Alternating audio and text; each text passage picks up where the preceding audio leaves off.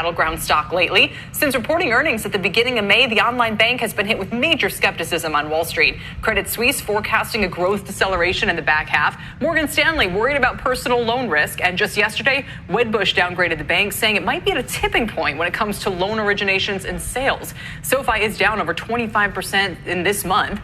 But could all the negative buzz be misplaced? My next guest says the bears are weighing down the stock and investors should start paying attention to the yield on the loan SOFI is already holding. Joining me is Dan Dolev. He's managing director at Mizuho Securities. It's good to see you again. Thank you. Why do you feel the need to come out and defend SOFI here? Or let's put it differently, what's the real opportunity that you see? Yeah, it's a great question. And I think people are just I think the bears are mathematically and intellectually completely wrong on this one. So let me explain to you the three things they're saying and why they're wrong. The first thing is they're saying they can't sell the loans, and that's why they didn't sell any loans.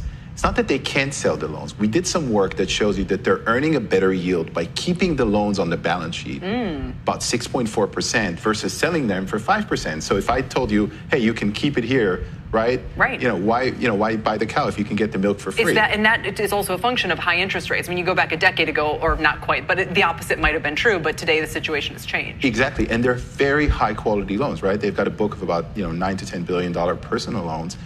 Well, 750. Quality might be in the eye of the consumer when it comes to a macro downturn that we appear to be heading into. I totally agree, but if you think about it, though, the average FICO on SoFi is like 740 or 750, right? Wow. I think it's even higher than my FICO. Don't tell anyone, but it's a very high quality. It's as good as it gets, right? This is not sort of the low quality subprime loans. Those are very high quality loans. So if they can keep them for 6.4 rather than selling them for 5, that's a huge trade, and that's why they didn't sell them. So that was the first point. There were two others. The two other points is that their accounting might change. That's actually very false because regulators do not allow you to change the accounting. Once you choose an accounting methodology, which for them is the fair value accounting, they cannot change it to the other accounting. So that's not going to happen. Those loans are not going to be valued at par. And then the third one is there was a disclosure that if they needed liquidity, they might have to raise capital.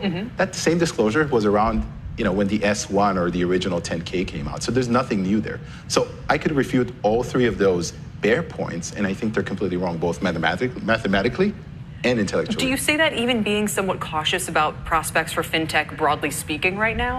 I think this is actually a super interesting question. I think they're at the sort of juncture of fintech and sort of small bank. And I think they kind of fall in that bucket, right? And they're saying, hey, we're a small bank, look at us. And it just puts more fire on them, but it's completely wrong. I mean, they're getting $10 billion of deposits, $2.7 billion of deposits every quarter. People in my industry use them as their primary bank. Really? Yes. And every dinner that I go to, people say, hey, I've just started using SoFi as my primary bank. What attracts them? I think the high interest rates, it's very simple. The high yields, right? They're offering close to 5%. Very, very simple, very intuitive, and you don't need the branches. So I would be, and probably in the past was very bullish on fintech because of the elegance of the model. But some of the offerings from Chase, all the big banks are now extremely good. And the yield that they're using to attract people, to me, is the red flag here, right? If all of fintech is competing on yield, that's not a great game to be playing, is it? But they're also giving you something else. They're giving you $2 million of FDIC insurance, which a lot of other banks don't give you. So the security and the safety is attracting a lot of people to them. It's interesting that worked because it's a kind of move, in other words, helping on the back end move that money into different accounts that others could offer, or many others have been offering in the traditional banking space for a long, long time. Exactly. So, I mean, you can put everything in one basket because you can feel secure that your money is safe, and that's what SoFi is doing. And I think that's a huge move for them, and I expect them to get even more deposits over time. Right, even though others presumably could do something very similar. Maybe they just had the first, with the idea or the sophistication to pull it off. Why are you then kind of more cautious about fintech generally speaking right now? Yeah, it's a great question. I think that there's a lot of headwinds coming to fintech.